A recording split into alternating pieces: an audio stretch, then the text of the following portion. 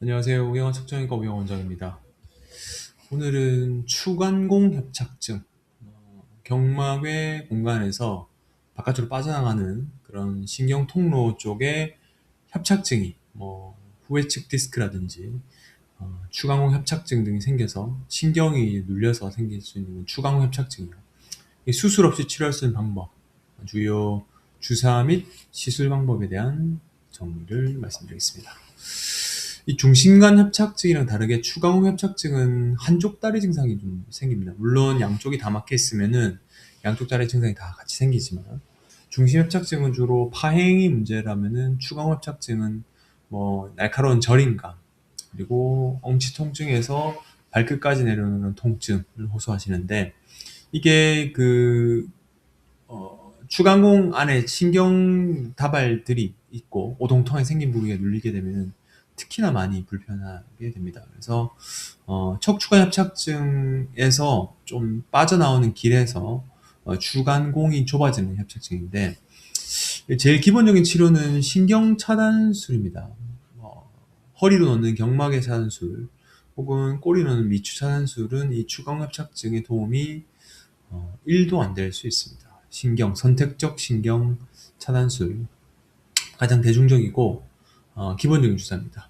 주사도 이게 추간공 쪽으로 니들이 들어가느냐 반에 들어가느냐 바깥쪽에 빠져나가서 들어가느냐 약간 깊숙하게 들어가는 차이에 따라 효과를 좀 달릴 수 있는 결국 이제 주사를 놓았던 그런 의사의 경험 그리고 테크닉 요게 좀 좌지우지하겠죠. 그래서 C암을 통해서 통증 유발하는 신경가지를 정확히 찾아낸다는 게 이제 엑스레이로 찾아낼 수는 없습니다.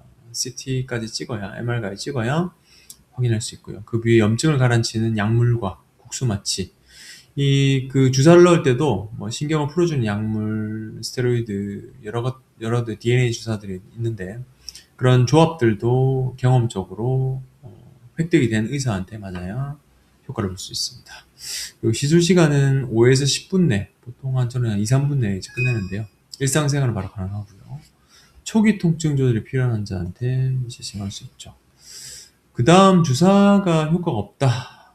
몇 번 맞았는데 효과가 없다면서 신경성형술, 풍선성형술까지 같이 좀 애들로 말씀드리면은 주사만으로 효과가 부족할 때 고려할 수 있는 비술적 치료 방법입니다. 아까 꼬리로 들어가는 경막의 신경차단 주사는 이게 약물이 추간공에 들어갈 수 없는데 이건 꼬리뼈를 통과하지만 카테터가 추간공까지 직접 진입을 하죠. 그래서 유착 부위를 박리하고 염증 제거 약물을 주입하죠. 그래서 신경 주위 유착을 직접 제거할 수 있어서 주사 치료가 효과가 좀 덜하신 분들에게 주사보다 좀 나은 효과를 강력하고 오래도록 지속할 수 있고요. 만성허리 통증이라든지 주사 치료 효과 없는 환자한테 도움이 됩니다. 그리고 추간공 확장술, 요거는 약간 내시경 쪽으로 들어가는 현미경 혹은 내시경으로 들어가는 수술 쪽에 가까운데요. 이 추간 협착증에 특화된 수술로 볼 수 있습니다. 이게 통로 자체를 넓혀주는 건데, 키트로 이용해서 하는 분들이 있더라고 서울에. 근데 제가 볼 때는 그거의 풍선이랑 거의 비슷비슷한 것 같아요. 그래서 내시경 후 현미경으로 추간공 인대를 제거하고 물리적으로 약간 뒤를 따주는 거죠.